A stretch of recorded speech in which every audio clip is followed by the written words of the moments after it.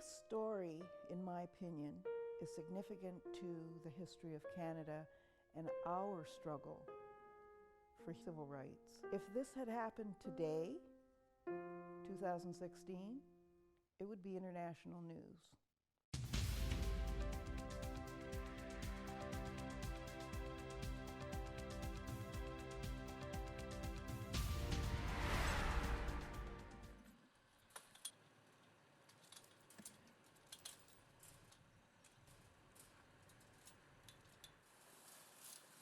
Just north of Collingwood, in Clarksburg, Ontario, is the location of the Sheffield Park Black History and Cultural Museum, owned and operated by sisters Carolyn and Sylvia Wilson. Good. Got it. Made it. Hey! Today, the sisters, along with their 94-year-old mother Yvonne, are getting things prepared for the season opening of the museum.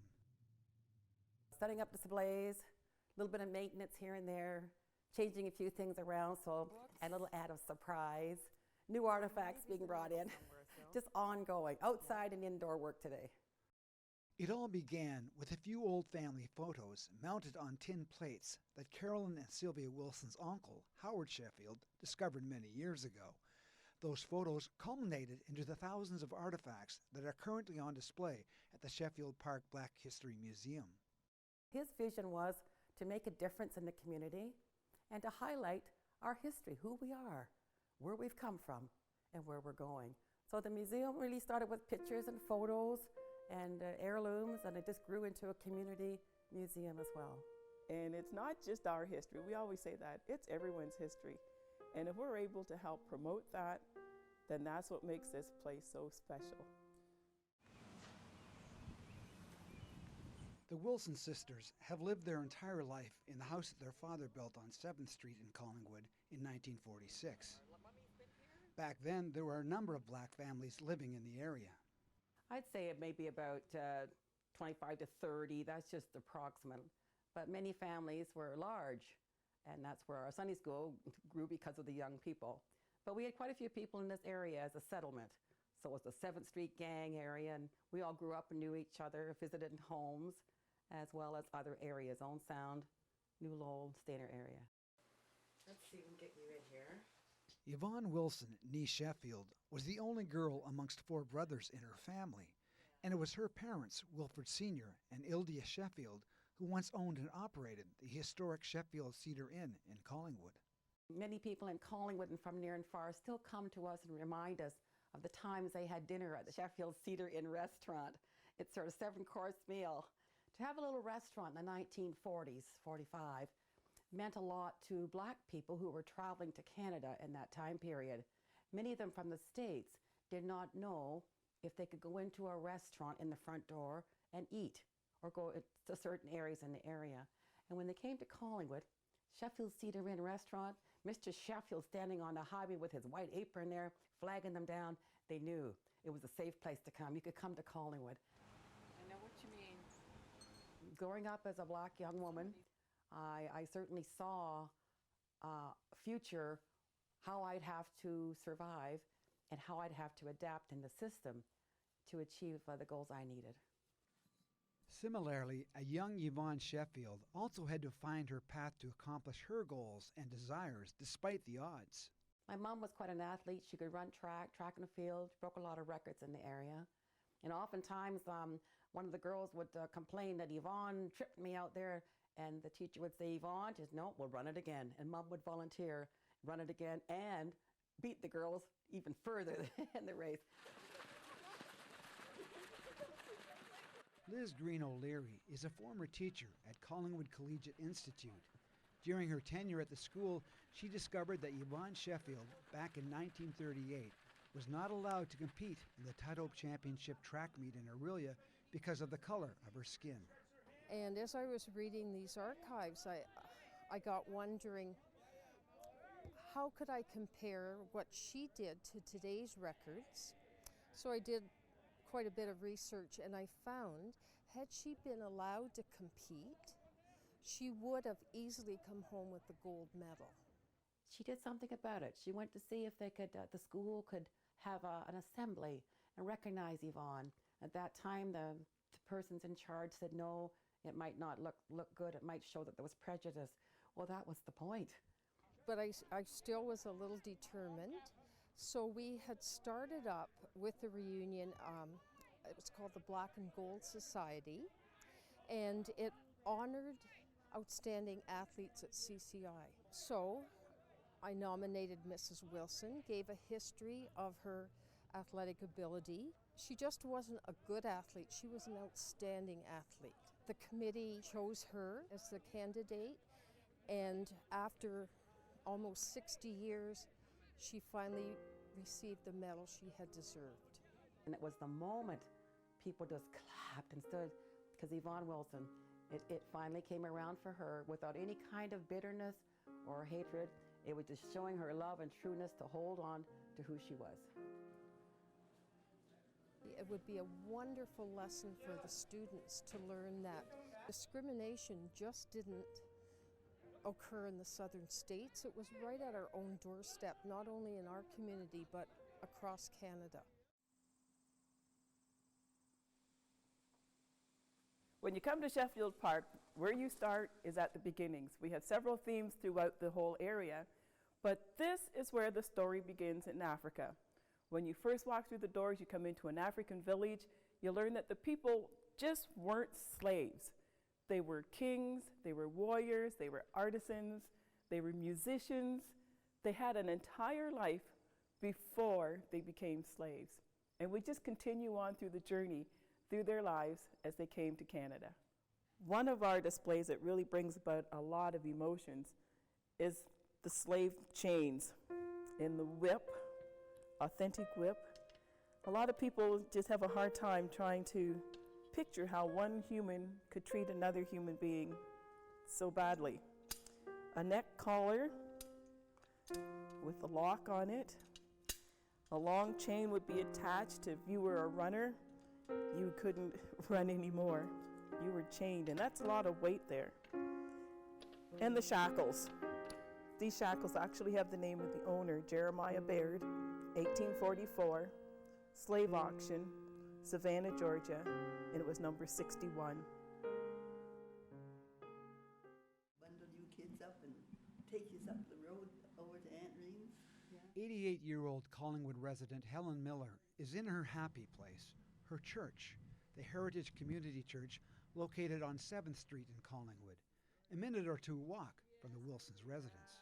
Oh, it means so much because I was here when I was young, very young, and this is where I became a Christian. It's my church. I don't know, I don't care. I feel connected, yes. That's you there, Mom. Look how beautiful you are. Oh, wow. But like her friend and cousin Yvonne Sheffield Wilson, she too had to overcome similar struggles. She recalls a time when her family bought their first house on 8th Street in Collingwood. One of her white neighbors generously offers to look after Miller's 3 children while in the process of making the move. She also delivers some disturbing information about another white neighbor. She said, she's taken up a petition to get you off this street, and nobody would sign it. And I said, oh, I guess everybody will sign. She said, Helen, nobody signed it. Nobody. So sometimes it's just one in a crowd. That's all you need. Just one in a crowd.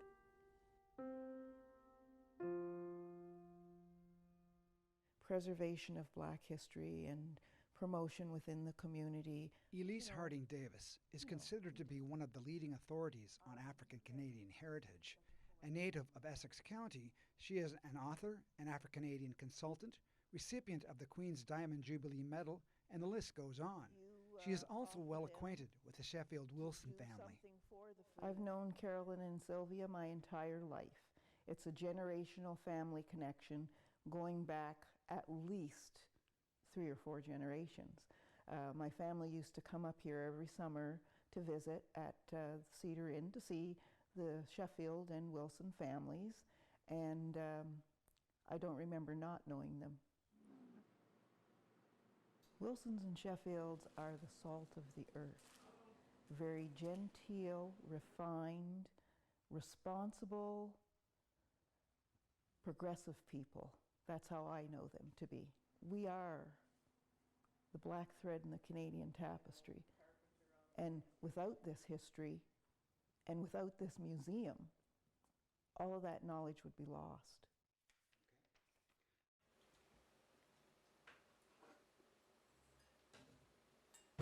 Pat Grant is also a former teacher at Collingwood Collegiate Institute.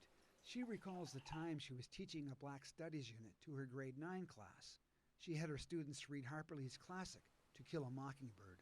And they were a little self-congratulating about the fact that we didn't treat people the way white people treated black people in the southern states. Grant decides to recruit then grade 13 student Carolyn Wilson to address her students in the matter of racial discrimination within their own community.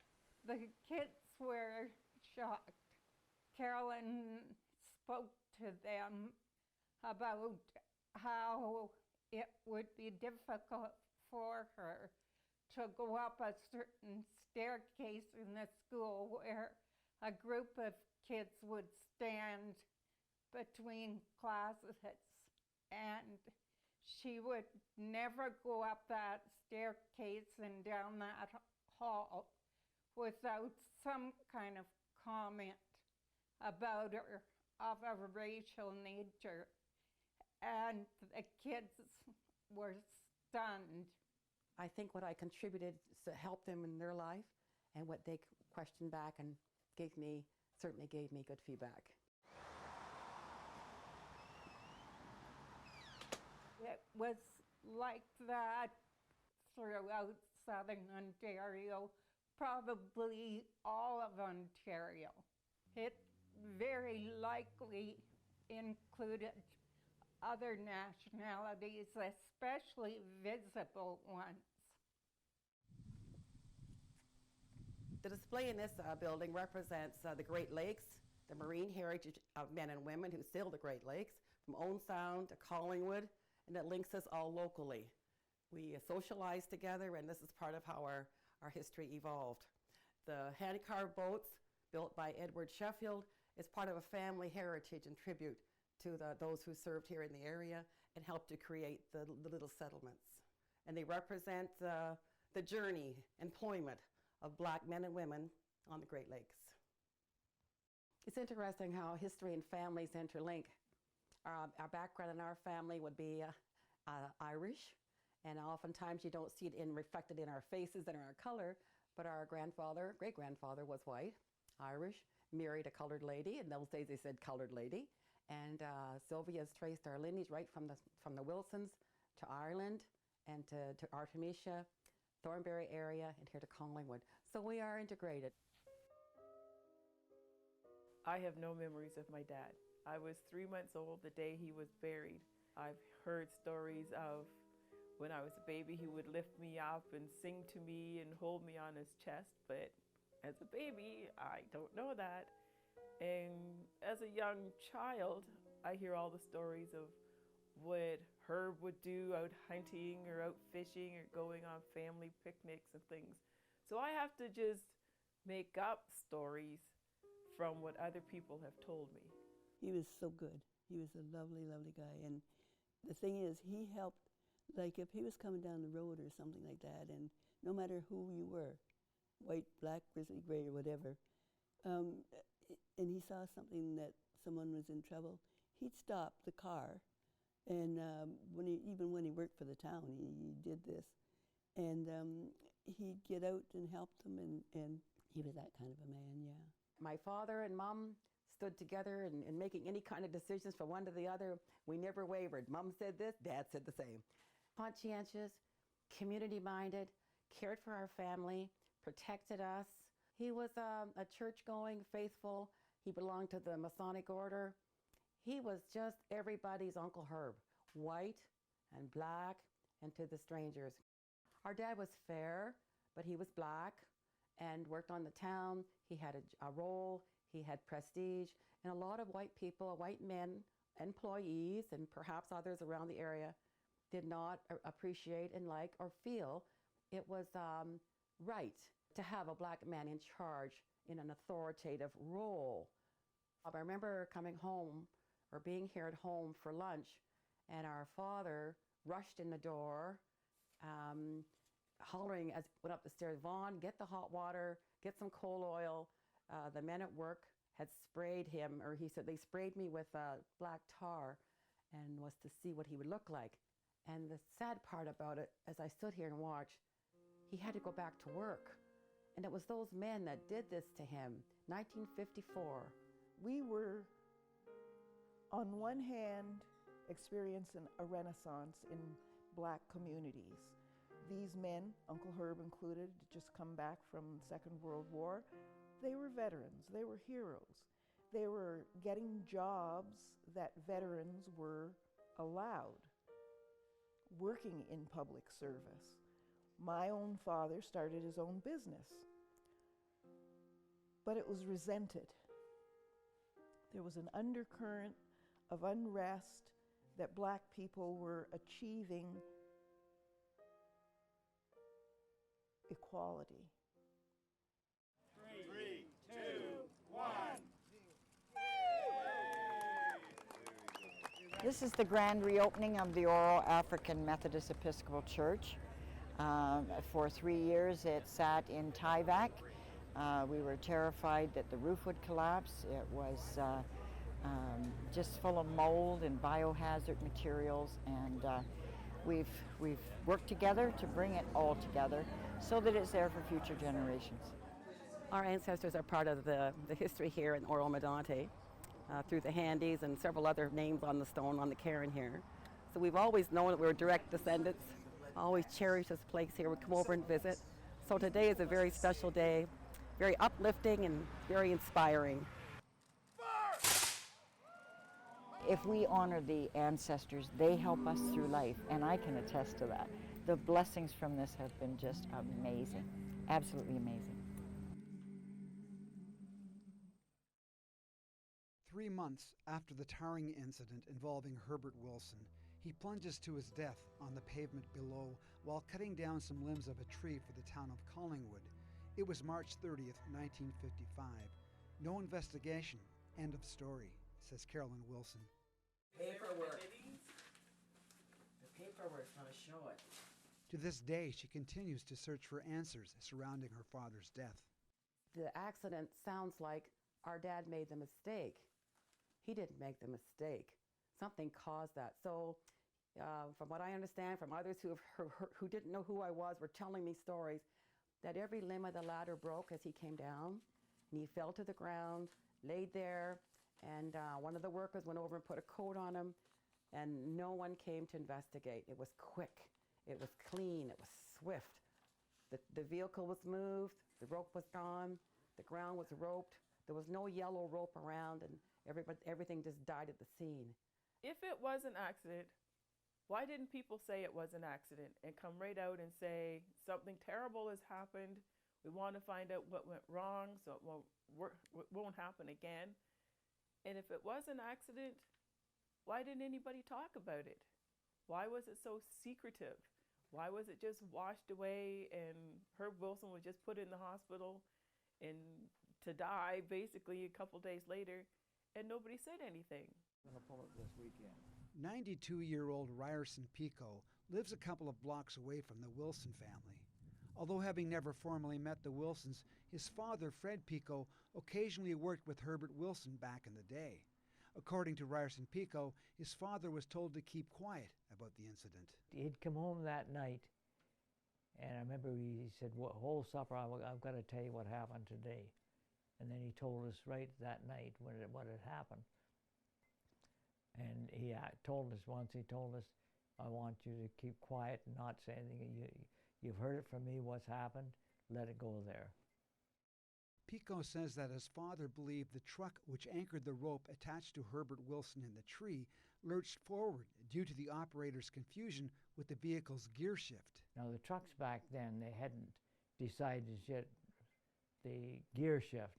Some were forward, some were backward, some was low, second, high, some were the opposite way around. And this one, what they had was the opposite way around. He wasn't familiar with this and he put it in the wrong gear. And the truck jumped ahead, pulled him out of the tree, He was killed. Herbie, smart boy, he's going to go places. And I think he would have if he hadn't been killed. Killed, death through misadventure. What else could it be? Well, I was here just a year or so ago. A couple years. The stump was. Wally Kenwell is referring to the tree that was located at the corner of 6th and Maple Street in Collingwood that Herbert Wilson fell to his death from. Kenwell witnessed the incident. He was 14 years old at the time. There's the tree. The limb was there. They were on one on each side of it. And when it went down, this end here went down and hit the ground and shot back this way and hit him right on the shoulder. Right there. Knocked him off the ladder and he landed in the water puddle. And that's about it. Kenwell says he was upset that things were kept so quiet after Wilson's death, including the fact that there was no investigation. There wasn't a damn thing. Not a thing. Not a thing. They didn't even phone up his wife to tell him that he was in the hospital. So they didn't. Never forgot him. It's just a man that'd help you out. If you're laying on the sidewalk out there on the road, he'd be the first one to get you, pick you up. That's right. There was no police investigation, no accident reports, no insurance claims. The town seemed to be quiet about it. Carolyn went down to investigate any paperwork in the municipality at that time. And there was no recollection of Herb Wilson even being an employee. They questioned her whether he really did work there. And she had to prove that Dad was an employee. In 2001, Carolyn Wilson turned up enough information to prompt then NDP leader Howard Hampton to request an OPP investigation regarding the death of Herbert Wilson. The results were inconclusive and was deemed a tragic accident. I think it's important that you come to grips with things in your life. Doesn't matter what color we are, but if something's on your plate and something's given to you to follow up on, it will not rest until you stand up and actively do something about it. God sent his son. Prayer was the main thing in our home. It filled that void of missing that one person in our life, the main person in our life. And I saw my mother grow. It just strengthened us. She just became stronger, independent, and she knew that for us to carry on, we needed the faith of the church in our lives and prayer and God in our lives. The first song I think I ever learned, I would crawl into bed and I'd be afraid to go to sleep. And Mom would crawl in beside me and she would sing Jesus Loves Me over and over and over until I went to sleep. And I think that was the very first song I ever learned.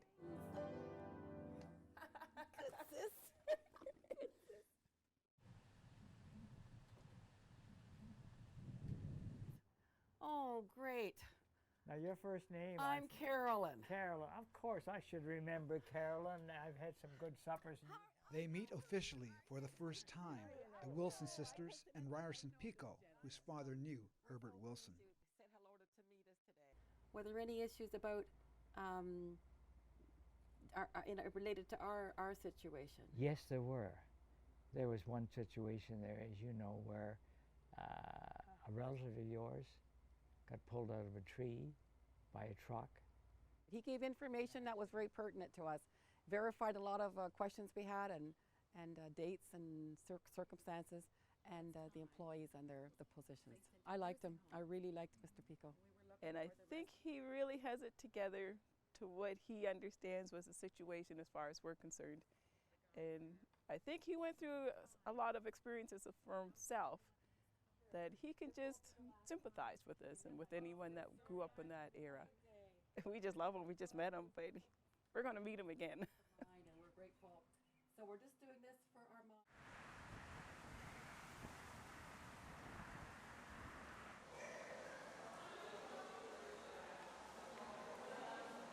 We want to really recognize and highlight women who have done amazing work here in Canada. who have accomplished great things but have been unrecognized for far too long. So we have written a book about them. We want to spotlight them and help more Canadians to know more about their accomplishments. Carolyn Wilson is one of the most amazing women we've met or have had conversations with. She's contributed so much to the community and selfishly gives of herself on an ongoing basis.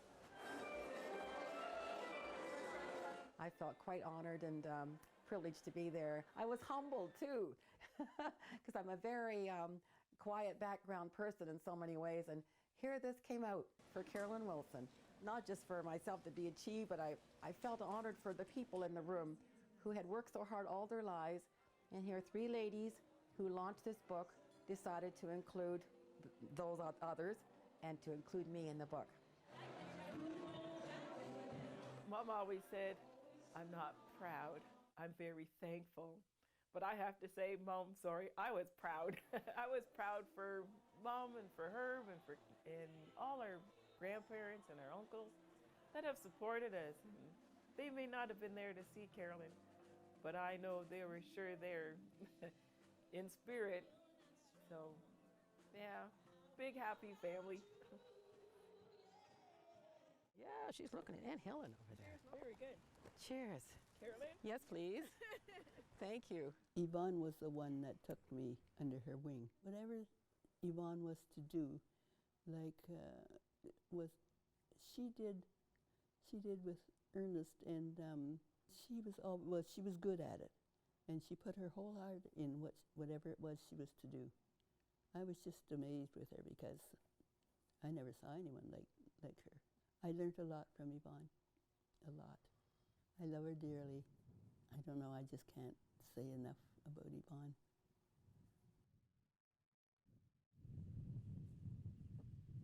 I really didn't understand that I had lost a father until we went out to the cemetery and I stood at his graveside and I realized there's a person here that used to be part of my life, and that's why I'm here, and that's my dad.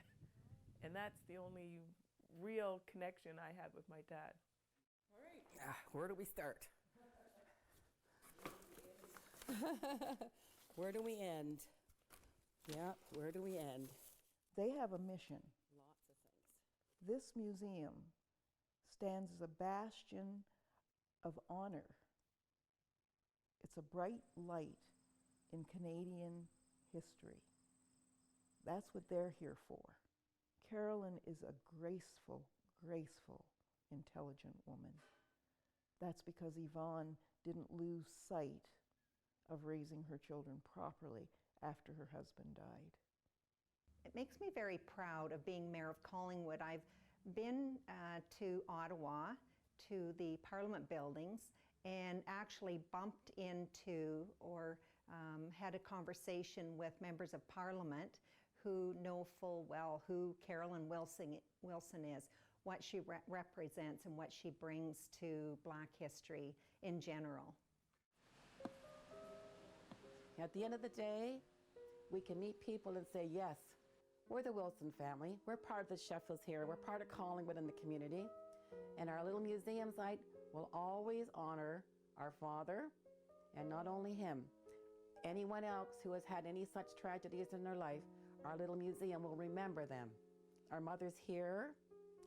She's a witness. She as a testimony to what has happened. And she's a witness that we've survived and that we are positive, we're happy, and God has blessed us. I think at that moment, face to face, looking him eye to eye, there'd be no words. I couldn't say the words, and I don't think there'd be anything that needed to be said, except Dad. And that's it.